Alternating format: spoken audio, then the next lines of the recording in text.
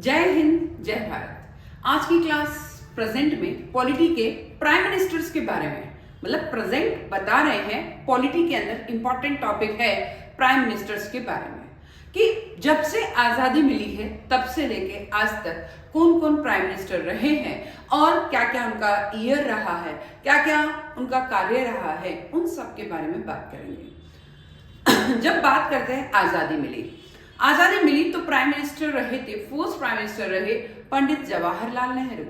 जब Pandit Jawaharlal Nehru prime minister बने तो प्राइम मिनिस्टर बनते ही उनके सामने बहुत सारी चुनौतियां थी कि भारत जस्ट आजाद हुआ है, दंगे हुए हैं, हिंद पाकिस्तान और भारत के टुकड़े हुए हैं, उन सबको संभालना, भारत का डेवलपमेंट करना, विकास करना, ये सब उनके सामने बड़ी चुनौतियां थी।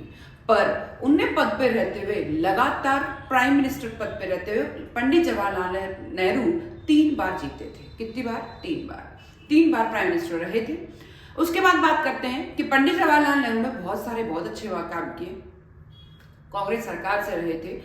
उसके बाद कुछ प्राइम मिनिस्टर आए जो कि कार्यवाहक प्राइम मिनिस्टर रहे, कुछ प्राइम मिनिस्टर जो गुलजारी लाल नंदा है वो मतलब थोड़े दिन के लिए ही कार्यवाहक प्राइम मिनिस्टर के रूप में रहे। बात करते हैं लाल बहादुर शास्त्री, वो भी प्राइम मिनिस्टर रहे। जो लाल बहादुर शास्त्री है उनका जीवन बहुत ही सादा जीवन उच्च विचार था। क्या था? सादा जीवन उच्च विचार। क्या लाल बहादुर शास्त्री के समय क्या क्या हुए थे उन सब के बारे में बात करते हैं कि जो लाल बहादुर शास्त्री है उन्होंने क्या किया था, उस टाइम में भारत पाक युद्ध हुआ था और जब युद्ध हुआ था तो ऐसी कंडीशन में उन्होंने ताशकंद समझौता किया और ताशकंद समझौता करने के लिए जब वे बाहर गए तो उसी समय उनकी डेथ हो गई थी। उन्होंने जय जवान जय किसान नारा दिया था। उन्होंने बहुत ही सादा जीवन जिया था। उसी के साथ साथ जय जवान जय किसान और सादगी से भरे, बट उनकी जो मृत्यु हुई बहुत ही दूसरे देश में हुई और बहुत ही आज भी उसके लिए क्या चलती, कंट्रोवर्सी चलती है। फिर बात करते हैं कुछ और प्राइम मिनिस्टर आए गए, बट अटल बिहारी वाजपेयी और उससे पहले रहे अपनी इंदिरा गांधी। पंडित जवाहरलाल नेहरू की ही बेटी थी इंदिरा गांधी, बहुत ही निडर, और उन्होंने जो है प्राइम मिनिस्टर, फर्स्ट महिला प्राइम मिनिस्टर इंदिरा गांधी थी। उन्हीं के समय में उन्हीं ने जो है पाकिस्तान के 2 टुकड़े मतलब किए थे, और बांग्लादेश और पाकिस्तान, और ऐसी कंडीशन में पूरी पाकिस्तान की सेना को वापस लौटना पड़ा। फिर बात करते हैं उन्हीं के समय में आपातकाल लगा था, हरित क्रांति आई थी। फिर बात करते हैं जब इंदिरा गांधी की मृत्यु हो गई थी, उन्हीं के जो बॉडीगार्ड थे उनने उन पे गोली मारी। उसके बाद उन्हीं के बेटे राजीव गांधी प्राइम मिनिस्टर बने। जब राजीव गांधी केवल और केवल 40 वर्ष की उम्र में ही प्राइम मिनिस्टर बन गए थे और सबसे यंग प्राइम मिनिस्टर बनने वाले वो राजीव गांधी थे। उन्होंने श्रीलंका और अपने बीच में कुछ श्रीलंका के लिए वहां पे बहुत शांति वार्ता का काम भी प्राइम मिनिस्टर राजीव गांधी ने किया, बट उनको भी डेथ हो गई मतलब बम से उड़ाया। और उसके बाद अटल बिहारी वाजपेयी, उन्होंने बहुत अच्छा काम किया। जो आज भी जो बाबरी मस्जिद है उन्हीं के टाइम में सब कुछ हुआ था। फिर उसके बाद बात करते हैं मनमोहन सिंह आए, पीवी नरसिम्हा राव कब आए उनकी बात करते हैं। पीवी नरसिम्हा राव 1991 की जो इंडस्ट्री पॉलिसी थी उसको लाने वाले भी पीवी नरसिम्हा राव थे। पीवी नरसिम्हा राव ने ही एलपीजी की पॉलिसी को अपनाया था। LPG, liberalization, privatization and globalization. और एलपीजी करने के बाद ही उस समय जो है मनमोहन सिंह जो है फाइनेंस मिनिस्टर थे, और उसके बाद अपना देश चमक उठा। बाद में मनमोहन सिंह प्राइम मिनिस्टर बने। मनमोहन सिंह जो है वो इकोनॉमिक मतलब आर्थिक अर्थव्यवस्था, इकोनॉमिक्स बहुत अच्छा ज्ञाता थे। उसी के बाद 1-2 prime minister, then Pandit Jawaharlal Nehru के बाद फर्स्ट वो थे, और आज जो चल रहे हैं वो कौन है? यस, नरेंद्र मोदी ने जो है अभी लगातार नरेंद्र मोदी आ रहे हैं 3 बार से।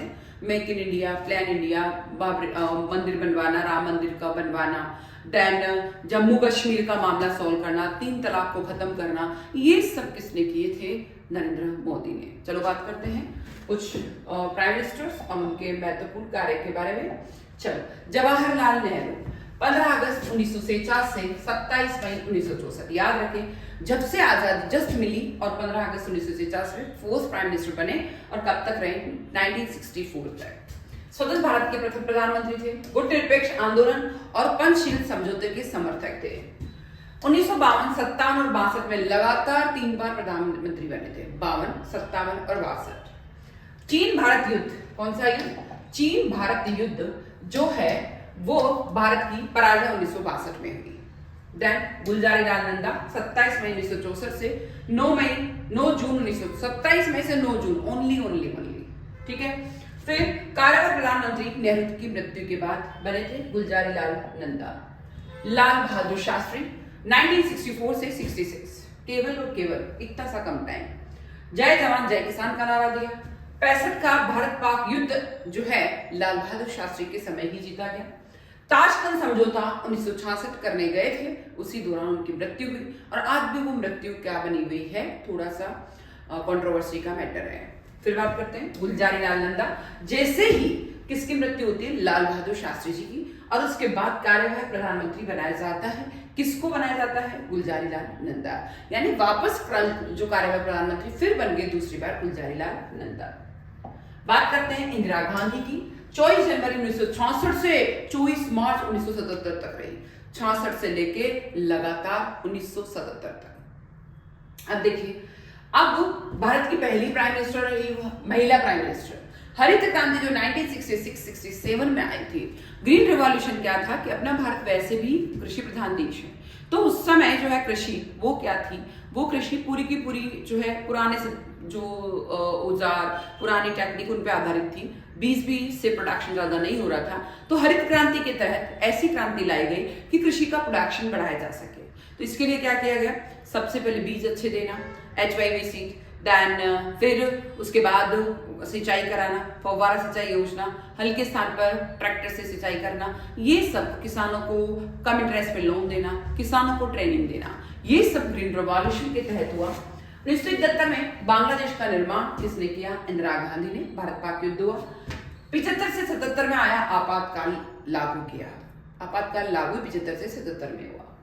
मोरारजी देसाई 24 मार्च 1977 से 28 जुलाई 1979, 24 मार्च 1977 से 28 जुलाई 1979 भारत के पहले गैर कांग्रेसी प्रधानमंत्री बने। क्या बने? भारत के पहले गैर कांग्रेसी प्रधानमंत्री। जनता पार्टी सरकार के नेता बने और देन आपातकाल के बाद लोकतंत्र की बहाली करी। आपातकाल के बाद लोकतंत्र की बहाली करी। फिर आते हैं चरण सिंह। चरण सिंह बने 28 जुलाई 1979 से फिर 14 जनवरी 1980 तक।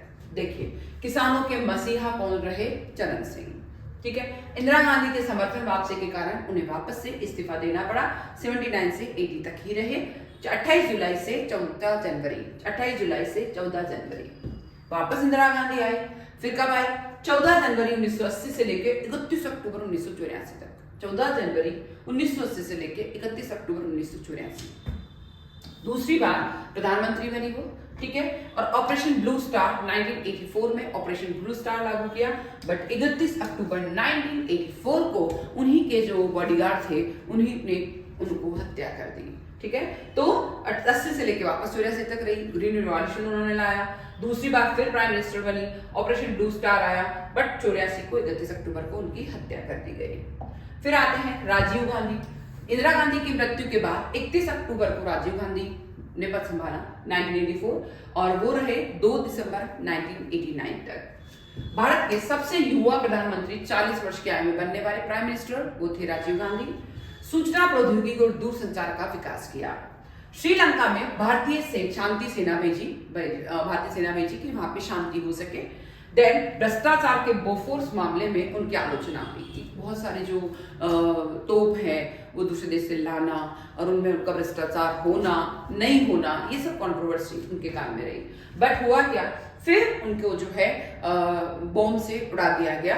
फिर वीपी सिंह 2 दिसंबर 1989 से 10 नवंबर 1990 तक रहे। कब से कब तक? 1989 से 1990, पर 2 दिसंबर से लेकर 10 नवंबर, पूरा एक साल भी नहीं निकला।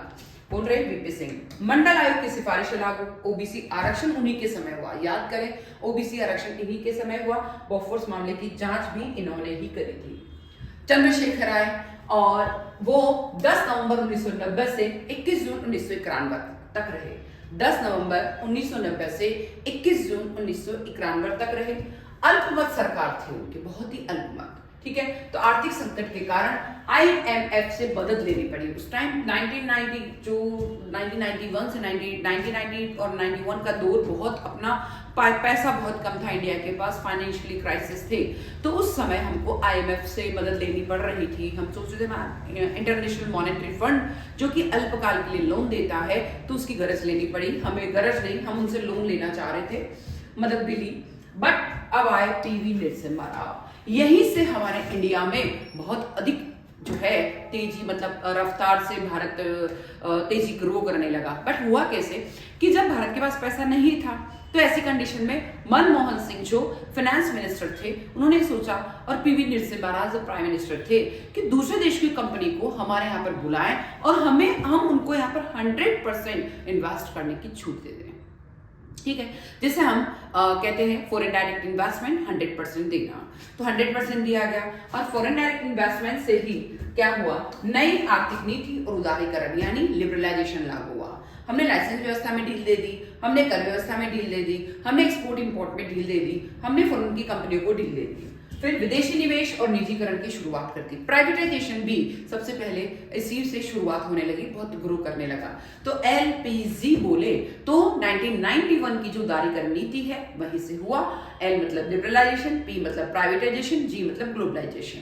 तो यहीं से अपनी शुरुआत होती है। और देन बाबरी मस्जिद विध्वंस भी 1992 में हुई। बाबरी मस्जिद PV नरसिम्हा राव के समय में ही हुई थी, 1992 विध्वंस होना। फिर आते हैं अटल बिहारी वाजपेयी, 16 मई 1996 से 1 जून 1996। देखिए टाइम कितना कम है, 16 मई से 1 जून, ठीक है। मात्र 13 दिन की सरकार बहुमत न होने पर उनको इस्तीफा देना पड़ा। उन्होंने इस्तीफा दे दिया था। केवल 13 दिन तक अटल बिहारी वाजपेयी रहे थे। HD देवेगौड़ा 1 जून 1996 से 21 अप्रैल 1997 तक रहे। देखिए अटल बिहारी वाजपेयी की जो गवर्नमेंट है वो बनी थी 16 मई से, बट उनका पास बहुमत जाना जा रहा था, तो उनको 1 जून को इस्तीफा देना पड़ा। मात्र 13 दिन के लिए पहली बार अटल बिहारी वाजपेयी प्राइम मिनिस्टर रहे। उसके बाद HD देवेगौड़ा संयुक्त मोर्चा सरकार के प्रधानमंत्री बने। कौन बने? संयुक्त मोर्चा सरकार के प्रधानमंत्री बने। इंद्र कुमार गुजराल 21 अप्रैल 1997 से कब बने? 19 मार्च 1998 तक।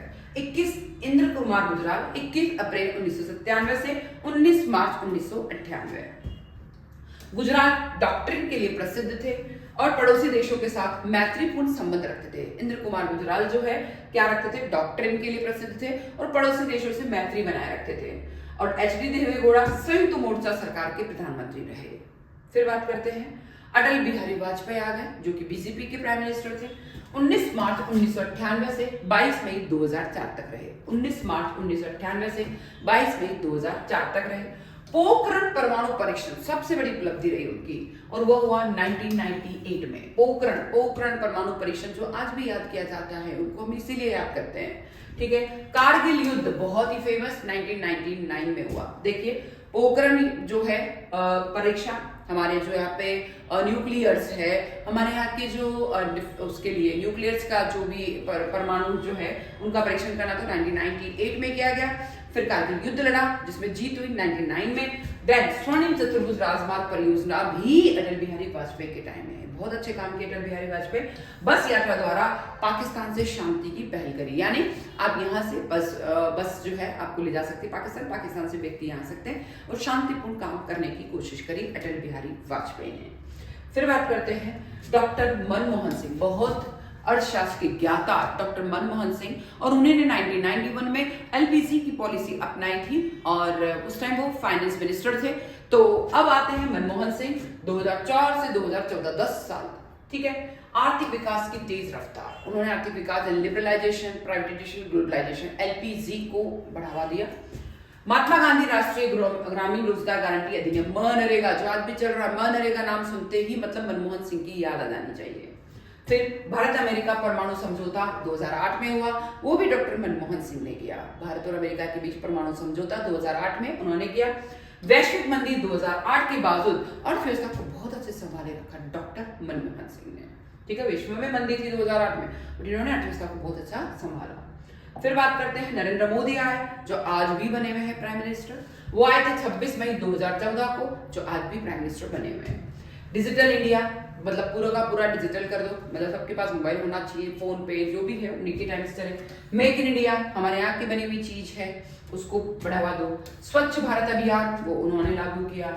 नोटबंदी 2016 में जो हुई, जिसमें नोट बंद कर दिए गए थे 500,000 के, तो वो भी कब हुआ? 2016 में। जीएसटी उन्होंने लागू करा 2017 में, गुड्स एंड सर्विस टैक्स 2017 में उन्होंने लागू करा। धारा 370 जो कि बहुत ही जरूरी थी, जम्मू कश्मीर में उन्होंने समाप्त करी। अनुच्छेद 35A उन्होंने हटा दिया, जम्मू कश्मीर भारत में ले लिया गया। फिर आत्मनिर्भर भारत अभियान भी किसने लगाया था? वो बनाया था नरेंद्र मोदी ने, कि भारत जो है आत्मनिर्भर बनना चाहिए। राम मंदिर का उद्घाटन जो 2024 में किया, तो 2024 में राम मंदिर लाने वाले भी कौन है? नरेंद्र मोदी। तो इसलिए आज तक भी अभी नरेंद्र मोदी ही बने हुए हैं।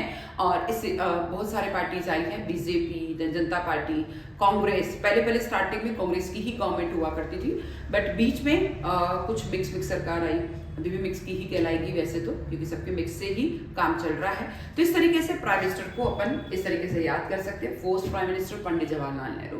प्राइम मिनिस्टर रहते हुए जो मौत हुई है वो है लाल बहादुर शास्त्री की। फिर फर्स्ट प्राइम मिनिस्टर, महिला प्राइम मिनिस्टर है, वो है इंदिरा गांधी। आपातकाल किसने घोषणा करी? इंदिरा गांधी। देन जो इंदिरा गांधी ने भारत पाक युद्ध लड़ा और जीता और बांग्लादेश का विभाजन किया, इंदिरा गांधी। किसकी बॉडीगार्ड ने हत्या कर दी थी? इंदिरा गांधी। सबसे जवान नेता प्राइम मिनिस्टर कौन बने थे? राजीव गांधी। फिर राजीव गांधी की बॉफोर्ड्स कांड से थोड़ी सी आलोचना हुई। फिर आए अपने मूल राज्य, ऐसे बहुत सारे प्राइम मिनिस्टर आए, प्रधानमंत्री भी बने, गुलजारीलाल नंदा 2 बार बने थे। फिर अपन बात करते हैं मनमोहन सिंह, जब वो थे फाइनेंस मिनिस्टर, तो ऐसी कंडीशन में जब फाइनेंस मिनिस्टर थे तो कौन थे?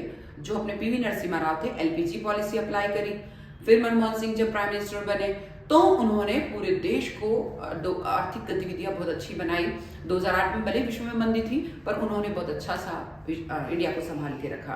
और आज है नरेंद्र मोदी, जो कि 2014 से कहाँ से बने हुए हैं? 2014 से वर्तमान तक भी प्राइम मिनिस्टर बने हुए हैं। और उन्होंने क्या क्या काम किया? Make in India, then digital India, Swachh Bharat अभियान, देन नोटबंदी करना, जीएसटी लागू करना, धारा 370 हटाना और आत्मनिर्भर भारत बनाना और राम मंदिर का उद्घाटन करना। तो ये आपकी क्लास के लिए बहुत इंपॉर्टेंट है, एग्जाम के लिए बहुत इंपॉर्टेंट है। हर एक का काम लागू देख ले और काम के साथ साथ उनका ईयर जरूर देख लें। Thank you everyone. जय हिंद, जय भारत।